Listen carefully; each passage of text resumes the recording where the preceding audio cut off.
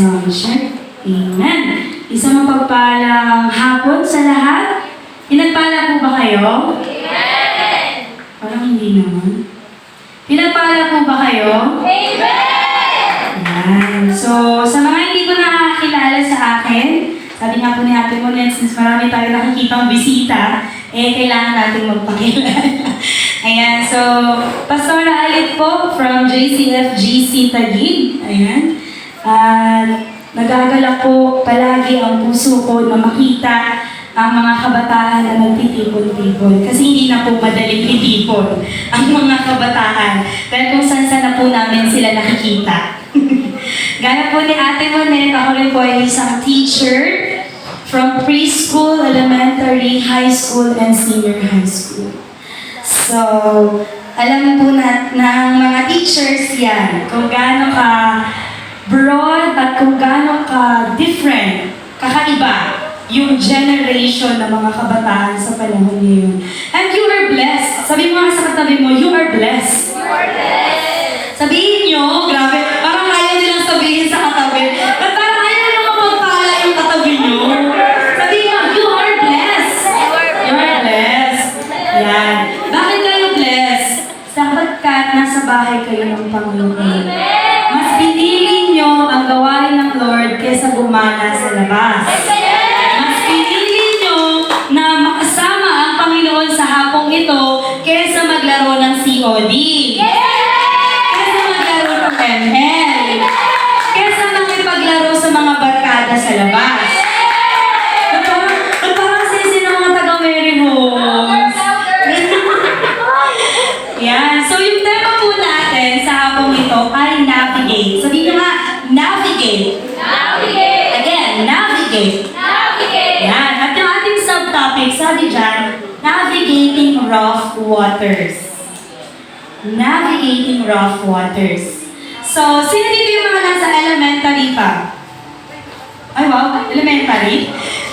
Ayun, yun talaga, yun ang totoo. Ayun talaga. Sino dito yung mga nasa elementary, high school? High school, from grade 7 to grade 10.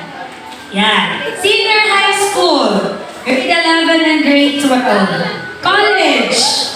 May mga college ba dito? Di, sige mo kinaya. May mga college ba dito?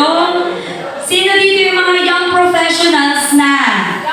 Young. Oh, young at heart kami. Huwag naman na ano yung height namin, Ayaw, Sino naman dito yung mga, ano lang, okay lang sa bahay? Ay, wow. Ano, okay lang sa bahay? Yan. So, yung tema natin is navigating rough waters. So, in Proverbs, if you have your Bibles with you, open it in Proverbs chapter 19, verse 21. Verse 21. Ayan. Sige, sabay-sabay natin basahin. Ready? Begin. Many plans are in man's heart, but the Lord's decree will prevail. Sige po, tayo manalangin.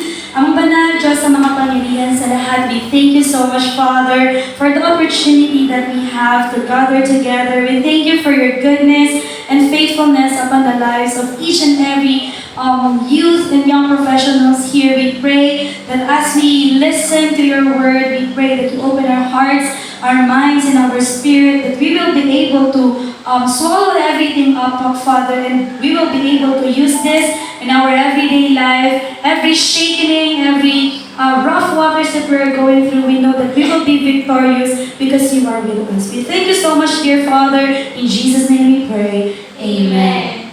Yan. So, may tanong ako. Ano yun? Dumating na tayo sa punto ng buhay niyo na tinanong niyo na, tama ba itong ginagawa?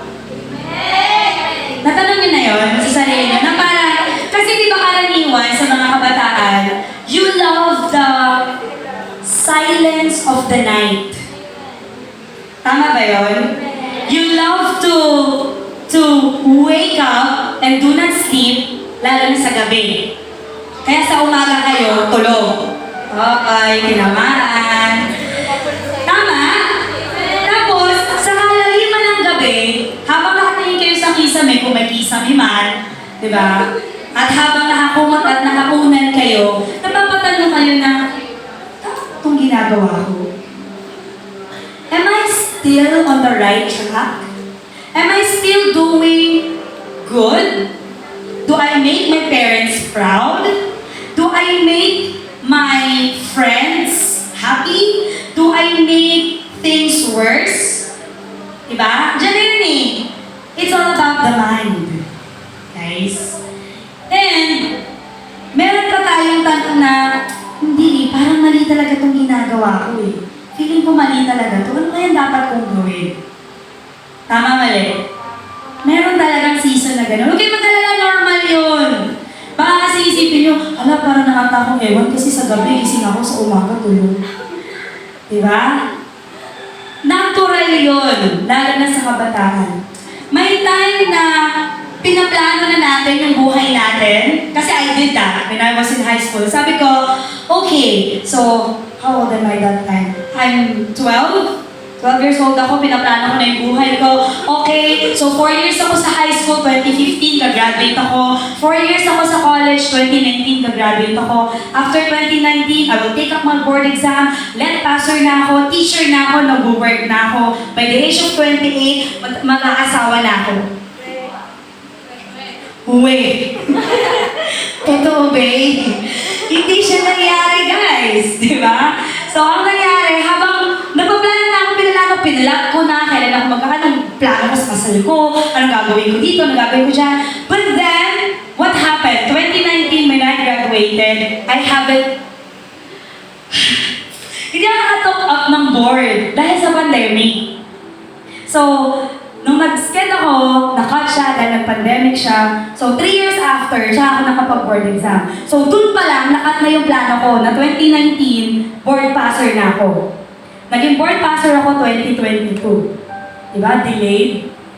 Delayed. Sabi ko, parang gusto ko 28. Sabi ko, diba, 28, mag-asawa na ako. Nung naging young professional ako, hindi pwede. Ang hirap. Sino dito mga 20 years old na? 20 years old and above? O, ano na nangyayari sa edad nyo? 20 years old and above. Aminin, it's very hard. This decade, from 20 to 30, yan yung decade na kailangan mo, yung crucial yung decision.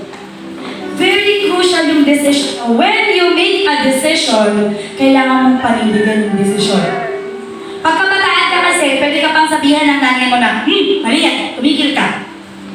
Diba? Pero pag ikaw nagtrabaho na, you will decide for yourself.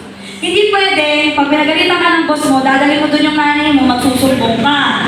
Sabi mo, ma, pinaway mo ng boss ko, why mo? Walang ganun dun. Kaya nga sabi ko, our lives has so many phases or stages. Sabi sa psychology, may infancy, early childhood, middle childhood, adolescence, early adulthood, middle adulthood, and old age. Sa lahat ng stages na yan, we have our own rough waters. Nung bata ka, rough waters na sa'yo, napakainin ka ng gulay. Tama? Kainin yung ampalaya pag hindi inubos, lagot ka. Diba? Kalbaryo na yun sa inyo, yan na yung rough waters sa inyo noon. Ngayon, anong rough waters nyo?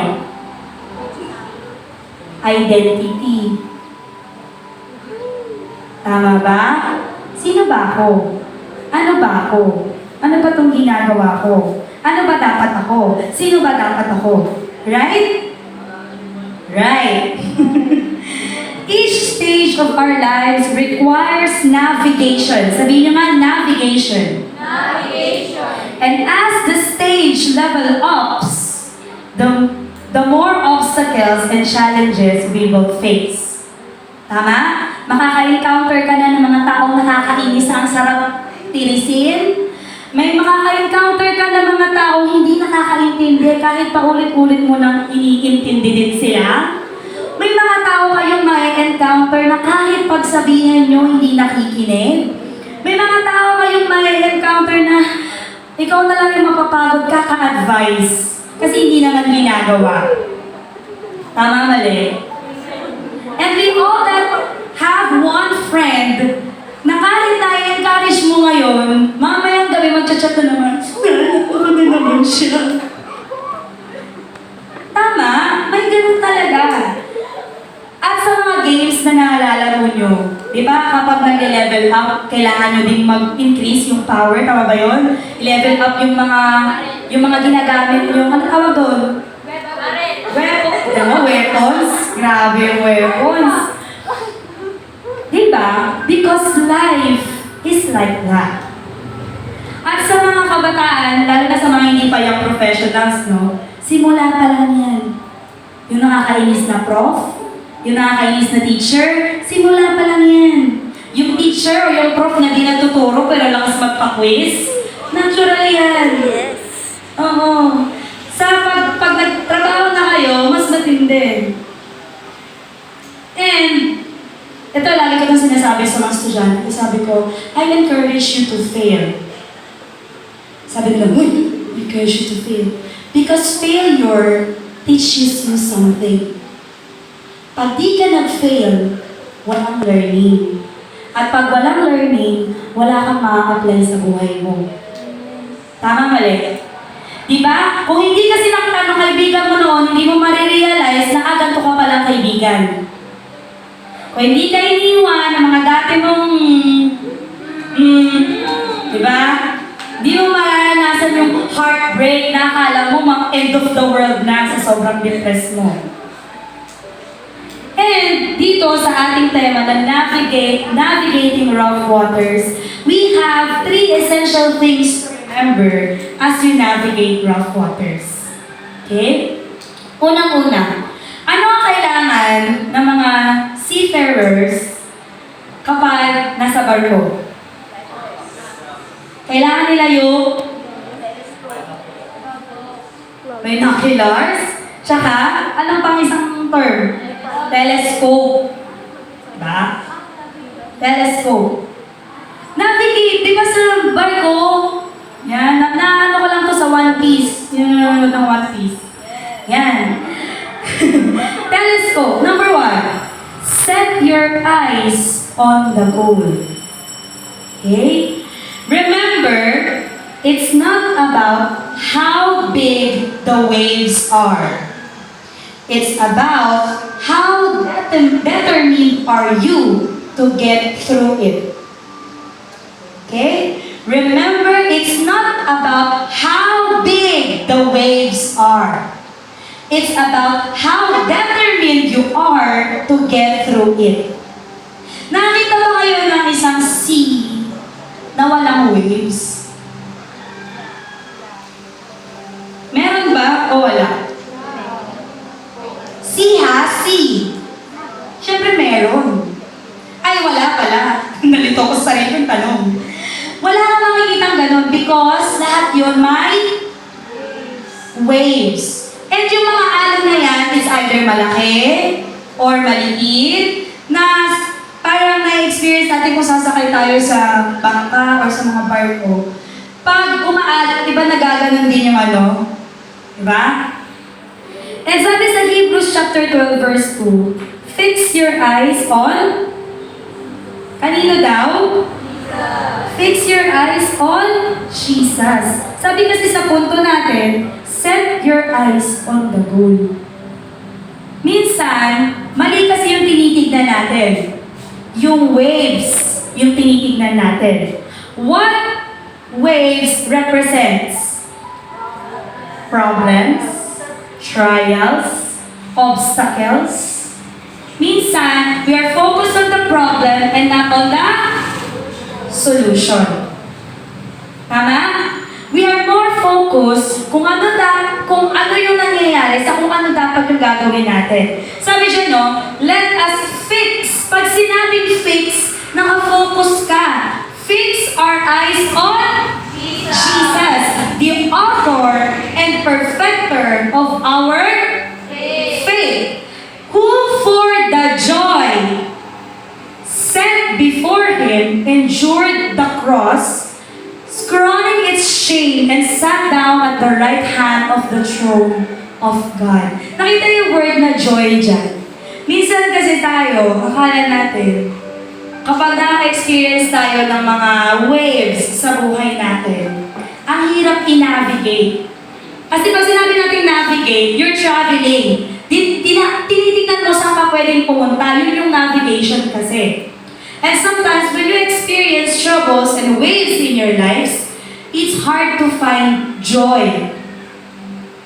It's hard to find joy. Pero di ba sabi, let's find joy in every trial. Pasura, paano naman ako magiging masaya kung iniwan naman kami ng tatay ko? Paano kami magiging masaya kung binaksak naman kami lahat ng prof ko? Diba? Iba kasi yung toxic positivity. Are you aware of toxic positivity?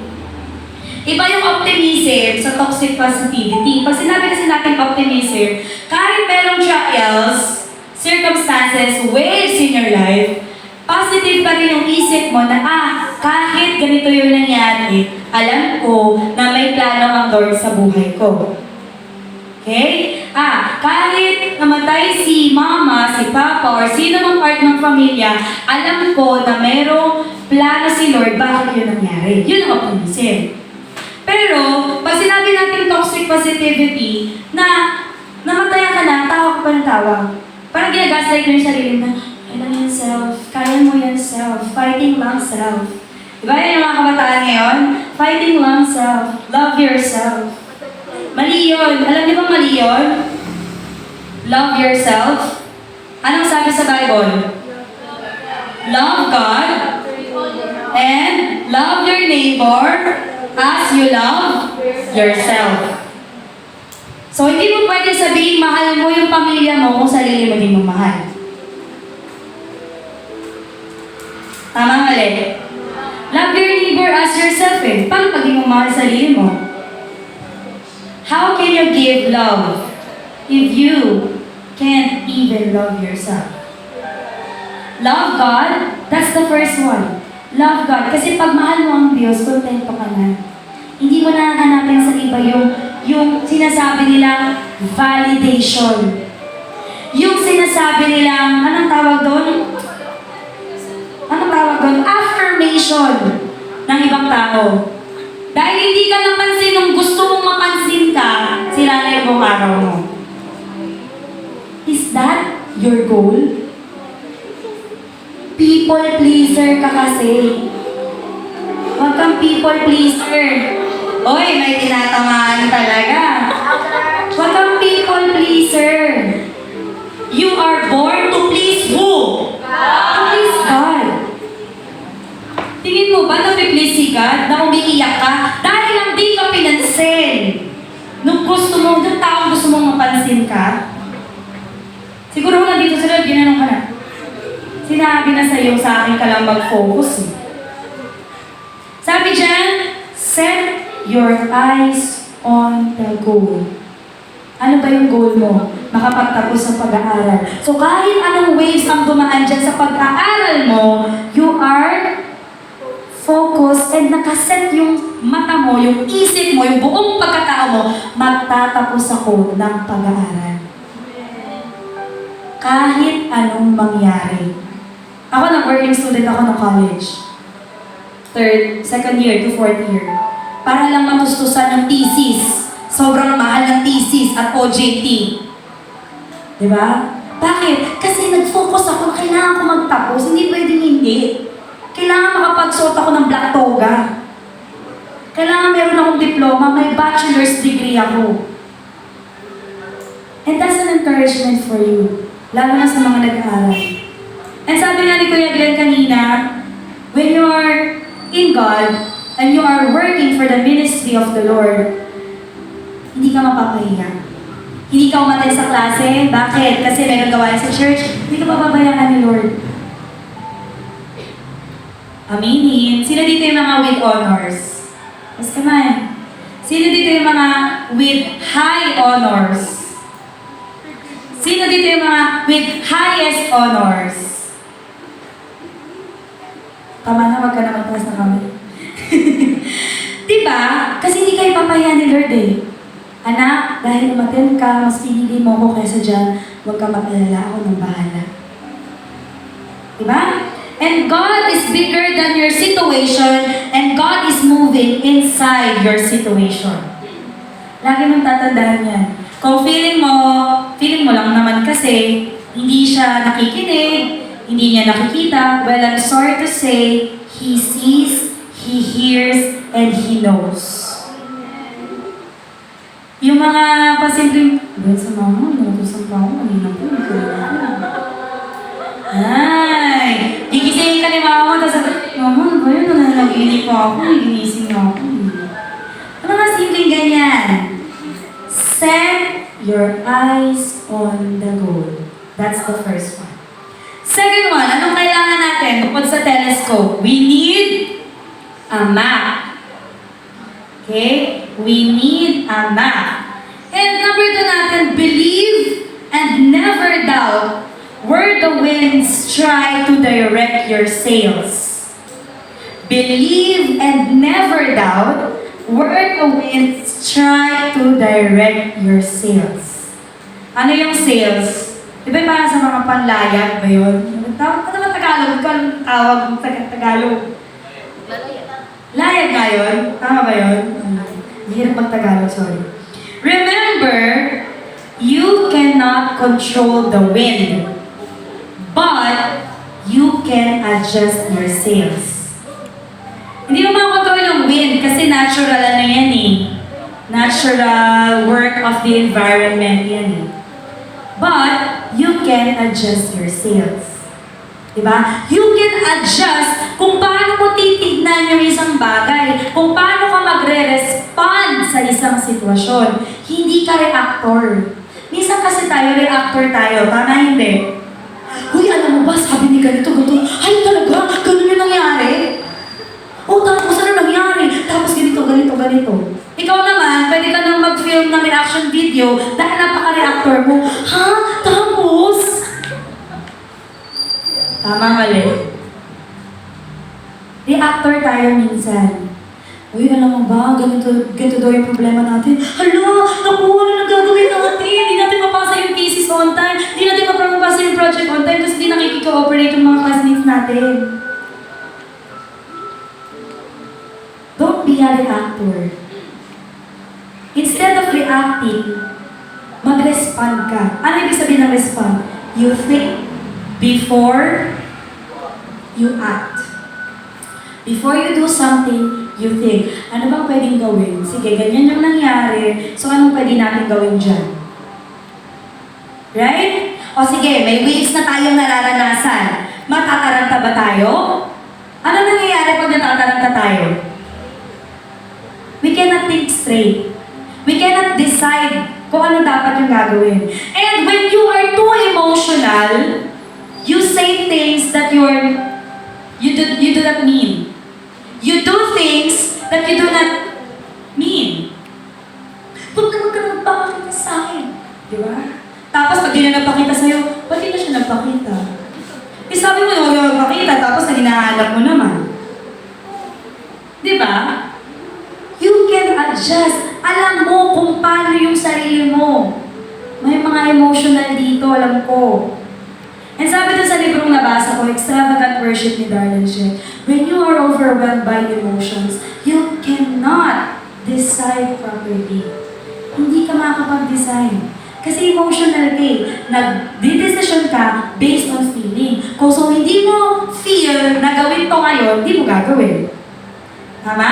So, nagsishake na, may waves na nangyayari, pero dahil feeling mo, iniwanan ka, feeling mo, nasaktan ka dahil doon sa ginawa niya, hindi mo na kakausapin. Tapos, pag tinanong ka, uy, galit ka ba sa akin? Tingin mo, pag may ginawa kang mali sa akin, magagalit ko sa'yo. Pag wala kang ginawang mali sa akin, hindi ako galit sa'yo. Tama ba ugali yun? Hindi. Ano sabi sa Romans chapter 8, verse 28?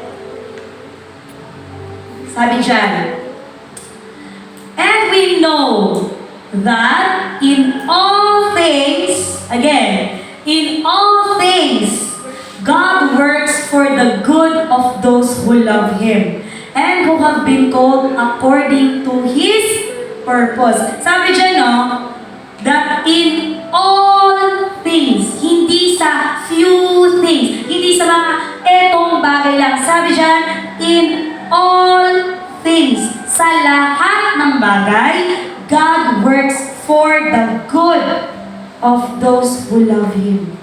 Mahal mo ba si Lord? Ano una mong dinadampot pag-isip? Ay, ayaw namin, pero cellphone talaga yung inanap.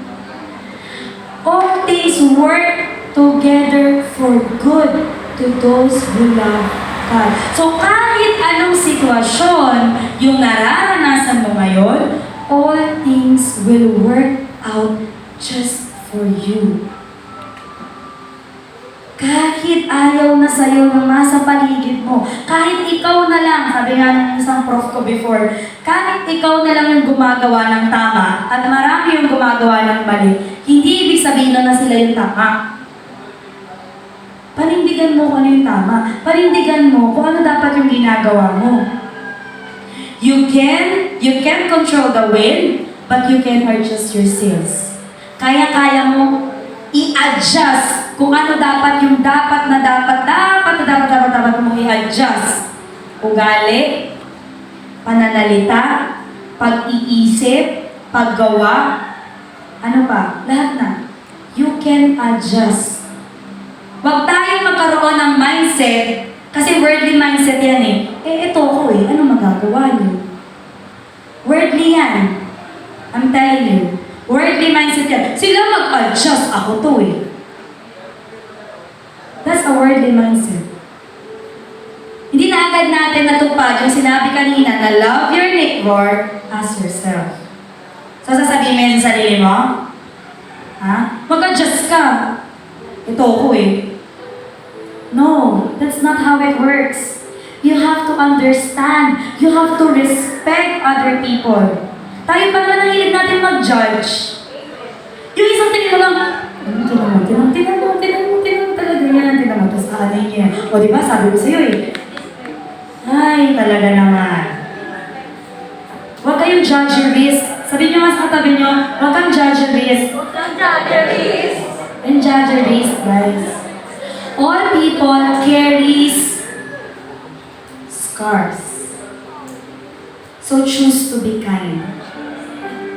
Kahit inaway ka na, sorry, inaway na ako, hindi ko maawayin yun. Sabihin mo lang, alam mo, mahal kita. Pero, wag ganun. Choose to be kind. Kahit galit na galit ka na sa kanya, kahit nakakainis na siya, kahit konti na lang talaga, isa na lang, mag-warning ka na, di ba? Isa ka na lang talaga, di ba? Tama na, huwag nyo nang patulan. Kasi pag pinatulan nyo, mas lalaki. Hindi magiging ayos. The goal is to have peace with other people. Hindi para magkagulo tayo. Do not be the cause of division sa friendship, sa family, or kahit saan. Kung nasan man kayo, do not be the cause of division.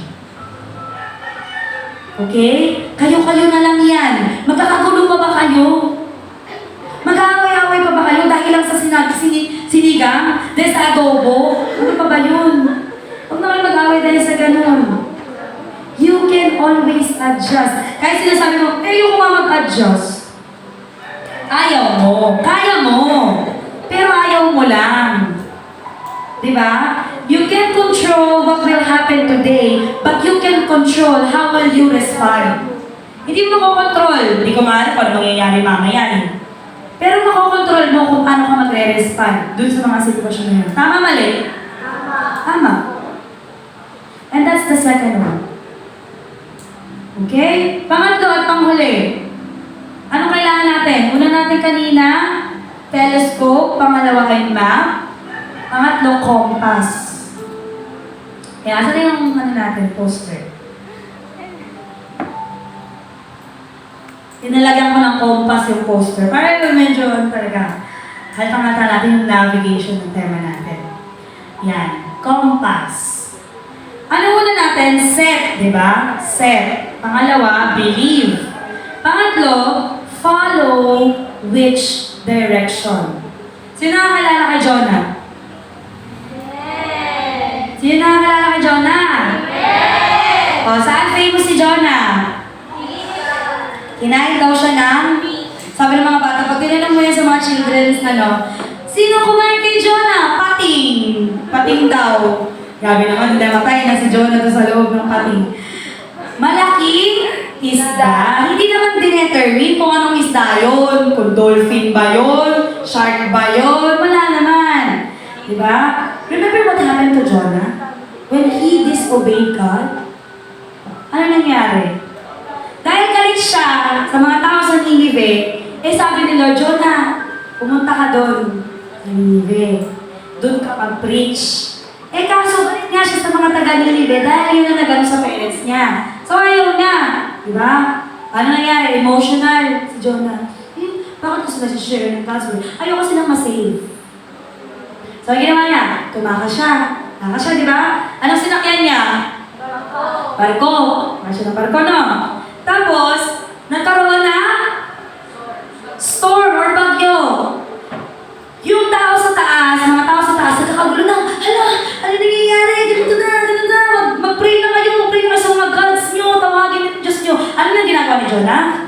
Nasa ilalim, kuyakoy, natutulog. Kaya na nakita siya doon, uy, ikaw, hindi ka ba mag-pray? Tumawag ka na sa Diyos mo, mamamatay na tayo dito eh. And then they realized, siya pala ang may kasalanan, ba't sila binabagyo? And that applies in our life. Sometimes, things happen in your family dahil sa disobedience mo. Di man alam ng magulang mo, di man alam ng mami at daddy mo, ng mama at papa mo, bakit kaya bigla na lang ganito yung nangyari? Okay naman tayo kahapon. Dahil sa disobedience, nadama yung tao sa loob ng barko dahil kay Jonah. Gusto mo ba ganun mangyari sa pamilya mo? Kasi di naman alam ng parents mo yung ginagawa mo eh. Lalo na sa labas. Sinong kasama mo, saan ka pumupunta, sinong mga barkadang sinasamahan mo. Sabi nga ng mami ko, tell me who your friends are and I will tell you who you are. Kung sinong sinasamahan mo, yun ka. Di, nakikisama lang ako, di naman ako gumagawa ng ano. Ganun na rin yun. Nag-gaslight ka pa sa sarili mo, ganun din yun. Tama ba? No matter how much you try to run away from a situation, you will always end up facing it again. Lalo na pag tinakasan mo, hindi mo hinarap. Di mo na pagtagumpayan, ginawa mo, hindi ko talaga alam ang gagawin, ayoko na, alis na lang ako. Sa mangyayari, uulit-ulit yun kasi hindi mo hinarap. Kaya lagi tinuturo sa akin ng mom ko, Pastora Nelly, whenever you face a situation, face it head-on and overcome. Kasi, hindi ka makaka-level up pag hindi ka, pag di ka naging winner doon sa previous. Tama? Di ba sa games ganon? Di ka mag-level up, lagi kang try again. Ayaw natin ang try again. Gusto natin level up. How will you level up kung wala kang courage to follow kung ano yung direction ni Lord na alit, gawin mo to. Ito gawin mo. Kaso ikaw, may sarili kang desisyon, ang galing-galing mo, sabi mo, hindi mo sinunod. So, nangyari? Nag-fail. Diba? And from that failure, again, sabi ko, you will learn something. Sana pala nakinig na lang ako. Sana pala hindi ko na lang sinawalang bahala kung ano yung sinasabi sa akin. Wala sa unahan ng pagsisisi lagi. Nasa huli. At walang akalang tama. Akala ko kasi ganito. Walang akalang tama, lahat yun mali. Kaya while you're still here, navigate your rough waters properly. Navigate it properly. Navigate it with Jesus, not with anyone else. Proverbs chapter 3 verses 5 to 6, anong sabi doon? Trust in the Lord with all your heart. Hindi have. Trust in the Lord with all your heart and lean not on your, sabi dyan, lean not on your own understanding. Kahit ikaw pa yung valedictorian, kahit ikaw pa yung with highest honors, kahit ikaw pa yung pinakamagaling sa klase nyo, sabi dyan, lean not on your own understanding. Sabi dyan, In all, hindi sa few pansinin niyo yung mga prepositions ginagamit. In all your ways, acknowledge Him, and He will make your paths straight. Alam niyo ba binigyan tayo ni Lord ng free will? Free will. Okay, pwede ka mag-decide kung oo o hindi. Binigyan ka ng free will. Ngayon, dahil nga binigyan ka ng free will, etong make your path straight, naging zigzag. Kasi, di ka sumusunod. So, the waters are wide, malawak, but God will always give you which direction to take. Imposible hindi sinagot ni Lord yung prayer mo. Alam niyo ba yun? Sinagot na ni Lord yung prayer mo. Ayaw mo lang nung sagot. Kaya hindi mo masabi na hindi niya sinagot. God only answers two. It's either yes or a no. Pag sinabi mo, Lord, ito talaga. Dahil hindi dumating, akala mo, di na sinagot. Sinagot niya yun. Ang sagot niya, no. Kasi kung yes yun, nandiyan na yun. Tama? It's up to you or it's up to us if you choose to obey or not. Sabi sa Bible, there is blessing in obedience. So kahit ayaw mong sumunod sa magulang mo dahil, Ma, malaki na ako. Sana all lumaki. Diba? Ako, bilbil lang yung lumaki. Diba? You have the free will to decide. Kasi pagdating natin sa langit, pag tinanong ka, saan ba gusto? Langit o sa impyerno? Lord, gusto ko sa langit. Tingnan ng mga ginawa mo. Wala ka nang time mag-rebat doon. Di Lord, ito naman si Lord, gino ko lang naman yun eh. Hindi naman Wala ka nang time mag-rebat doon. Ay Lord, time first. Babalik ako, tapos magsusorry lang ako Wala nang ganun, wala nang time first doon. So decide. Anong gagawin natin pag dumating na si Lord? Right here, right now. Tingin mo ba, you'll go to heaven? Sabihin na natin rapture na mamaya. Sino ang maiiwan at sino ang pupunin? Di ako nananakot totoo yun. Kasi last days na tayo. Kailan pa kayo gagawa ng tama? Pag nakaratay na kayo sa higaan dahil sa sakit? Pag napilaya na kayo ng paa? Pag nabulag na kayo? Kabataan kayo, front line dapat tayo. Hindi tayo dapat nahihiya. Pag sinabi mag-preach sa labas, mag-preach sa labas. Pag sinabi magbigay ng tracts, magbigay ng tracts. Kayo dapat yun. Tayo, dapat kayo lang Tayo dapat yun. For my conclusion, navigate your rough waters wisely and thoroughly.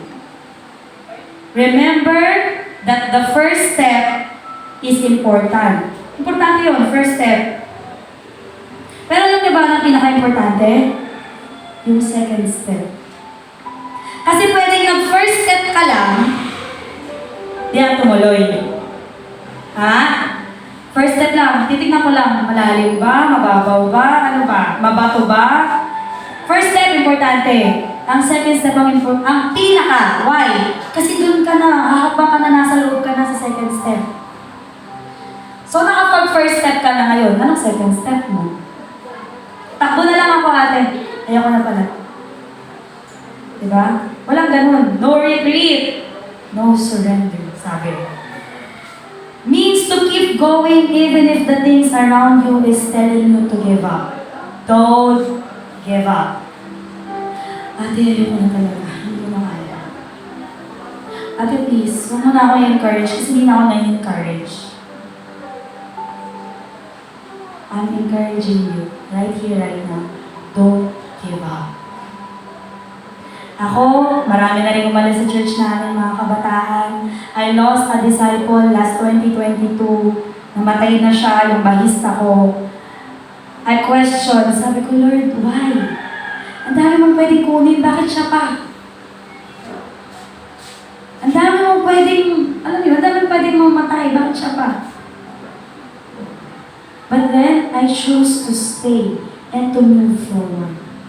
Kayo ngayon, kung nakaka-experience kayo ng rough waters, ano mangyayari pag nag-give up kayo ngayon? Di nyo makikita yung blessing behind those waves. Yung rainbow after that rain. So please, I encourage you to stay. I encourage you to keep moving forward and to navigate your rough waters. Don't run away from it. Navigate. Alamin mo saan ka pupunta. Set your mind or your eyes on the goal. Okay? Ano yung pangalawa? Believe kung saan dinadala ng winds yung sails mo. And lastly, follow the direction. Kung saan ka dinala ni Lord, doon ka lumang. As we end, let's pray. Father God in heaven, thank you so much for the opportunity to preach your word. We pray, Father, that ano naman po, Panginoon, yung situation sa family, sa pag-aaral, sa trabaho, maging sa amin ang nasarili, Father, we pray that you give us peace. You give us the power to keep going and not give up. You give us the faith that will not be shaken by any circumstances and any trials in our way. We pray that even if we have so many plans, we know that your plan and your will always prevail. We thank you, Lord Jesus. In Jesus' name we pray. Amen. Papala nga po sila.